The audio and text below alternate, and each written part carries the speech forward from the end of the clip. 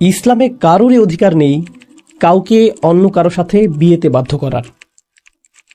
আর যদি একটি বিয়ে সংঘটিত হয় যাতে উভয় ব্যক্তি যারা বিবাহ বন্ধনে আবদ্ধ হচ্ছেন তারা যদি তাদের নিজের 100% স্বাধীন ইচ্ছায় বিয়ে না করেন, তাহলে সেই বিয়ে বাতিল হয়ে যাবে। আল্লাহর কাছে এটা বৈধ বিয়ে হিসেবে গণ্য হবে না। এটা আসলে একটা প্রধান মূলনীতি। বিয়ে হলো একটা চুক্তি। আমাদের ধর্মে এমন চুক্তি বৈধ এখন যাতে কেউ প্রবেশ করে তার নিজের স্বাধীন ইচ্ছায়। এখন বাবা মায়ের আনুগত্য করতে হবে, কিন্তু বাবা মায়েদের কোনো অধিকার নেই তাদের মেয়েকে এমন কাউকে বিয়ে করতে বাধ্য করার। বাবা মায়েদের এমন কোনো অধিকারও নেই তাদের মেয়েকে বিয়েতে বাধ্য করার জন্য এই ধরনের মানসিক চাপ প্রয়োগ করার, যেমন এটা আশীর্বাদ স্বরূপ এসেছে আর তুমি আল্লাহর কাছ থেকে আসা আশীর্বাদ ফিরিয়ে দিচ্ছ, এই আশীর্বাদ ফিরিয়ে দেওয়া তোমার জন্য হারাম। এই ধরনের সকল কথাই নিরর্থক। ইসলামের সাথে এর কোনো সম্পর্ক নেই। ইসলাম এসেছে মানবতার মুক্তির জন্য এবং ব্যক্তির সত্তাকে মুক্তি দেওয়ার জন্য, আর এটা সন্তানদেরকে দাস দাসীতে পরিণত করেনি।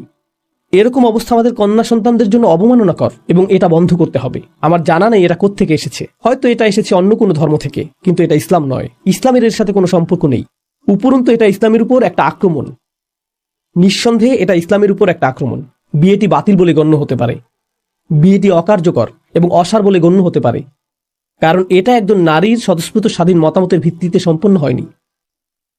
এখন এক্ষেত্রে একজন ওয়ালির সম্পৃক্ততা প্রয়োজন, অর্থাৎ যখন একজন মেয়ে বিবাহ বন্ধনে আবদ্ধ হতে চায় তখন তার পরিবার তার অভিভাবকের অনুমোদন প্রয়োজন।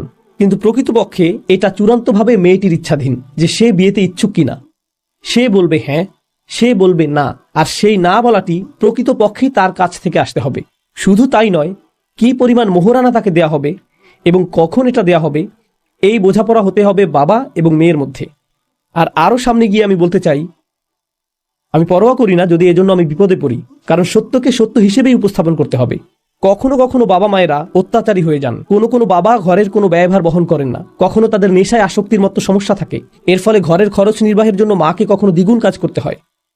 কিন্তু যখন বিয়ের প্রসঙ্গ আসে তখন বাবা বলে ওঠেন, আমি হলাম অভিভাবক, আমি সিদ্ধান্ত নিব তুমি কাকে বিয়ে করবে। যদি একজন বাবা ঘরের ব্যয় নির্বাহ না করে থাকেন এবং গৃহের রক্ষণাবেক্ষণ না করে থাকেন, তিনি বাবা হিসেবে তার ভূমিকা পালন না করে থাকেন, এক্ষেত্রে তার অধিকার শূন্য এই বিষয়ে হস্তক্ষেপ করার যে মেয়েটি কাকে বিয়ে করবে। শূন্য। কারণ আপনি একটি ঘরের অভিভাবক তখনই হবেন যখন আপনি সেই ঘরের রক্ষণাবেক্ষণ করবেন, যখন আপনি সেই ঘরের সদস্যদের দেখাশোনা করবেন। আপনি নিজেই যদি সেই ঘরের প্রতি অত্যাচারী হন, তখন আপনি আংশিকভাবে ইসলামের একটি অংশ নিয়ে বলতে পারবেন না যে আমি এখন কর্তৃত্ব দেখাবো। এটা অত্যন্ত গুরুত্বপূর্ণ একটা বিষয়। আমার কথাগুলো এখন নিয়ে কেউ অপব্যবহার করতে পারে, বিশেষ কোনো পরিবারের উদ্বুদ্ধ কোনো পরিস্থিতির উপর। সে বলতে পারে, নোমান আলী খান এটা বলেছে, আমাকে তোমার কথা মতো চলতে হবে না। এতে আমি সমস্যায় পড়ব না, সমস্যায় পড়বেন আপনি। আপনি যদি এমনটা করেন তাহলে সুযোগের অসৎ ব্যবহার করা হবে। তাহলে আপনার অসৎ উদ্দেশ্য চরিতার্থ করার জন্য কিছু শুনে সেখান থেকে সুবিধামতো অংশ বাছাই করে তার অপব্যবহার করা হবে। এরকম করলে এজন্য আল্লাহর কাছে আপনার জবাবদিহি করতে হবে এবং আপনাকে দুঃসাহসের পরিচয় দিতে হবে এই বিষয়ে আল্লাহর সম্মুখীন হওয়ার ব্যাপারে। আমি এখন বাবা মায়েদের উদ্দেশ্যে বলছি, আল্লাহকে ভয় করুন। যদি আপনার কন্যা অভিযোগ করে যে সে বিয়েতে অনিচ্ছুক ছিল, আমি জানি না কিভাবে আপনারা বিচার দিবসে আল্লাহর সামনে এর জবাব দিবেন, কারণ এটা আপনার কন্যাকে জীবন্ত কবর দেয়া থেকে ভিন্ন কিছু না। এটা মোটেও ভিন্ন কিছু নয়। আমি সন্দেহাতীতভাবে এই মতামত পোষণ করি। আমি নিজেও কন্যা সন্তানের পিতা, আর আমি এটা 1,000,000% কনফিডেন্স সহকারে বলছি। আল্লাহ যাতে আমাকে এরকম পিতা কখনোই না বানান। আর আমি আরো এক ধাপ সামনে যাব। যদি আমার আপন বোন আমার কাছে আসে, আমার কন্যা আমার কাছে আসে আর বলে তোমরা আমার বিয়ে দিয়েছ, আমি দীর্ঘ সময় সেখানে ছিলাম কিন্তু এখন অত্যাচারের শিকার হচ্ছি, আমার স্বামী আমাকে আঘাত করে অথবা তার পরিবার আমাকে অপমানিত করে, আর আমি এমন সবকিছু সহ্য করে যাচ্ছি, এখন আমি কি করব? আমি আল্লাহকে ভয় করি যদি এরকম কথা আমার মুখ দিয়ে বেরিয়ে আসে, দেখো তোমার যদি তালাক হয় এটা আমার পরিবারের সুনাম নষ্ট করবে, সমাজের কাছে আমরা কিভাবে মুখ দেখাবো, তোমার ছোট বোনকে কিভাবে বিয়ে দিব, তোমার ছোট বোনকে কে বিয়ে করবে? তোমার চক্ষু লজ্জা থাকা উচিত। পরিস্থিতির সাথে মানিয়ে চলো, সমস্যার কিছু নেই। আমাদের সবারই এমন বিষয় মানিয়ে চলতে হয়, সমস্যার কিছু নেই। এটা জীবনেরই অংশ। এটা কোন জীবনের অংশ? মুশরিকের জীবন, কাফেরের জীবন। ইসলাম এসেছে রহমত হিসেবে। ইসলাম এসেছে রহমত হিসেবে।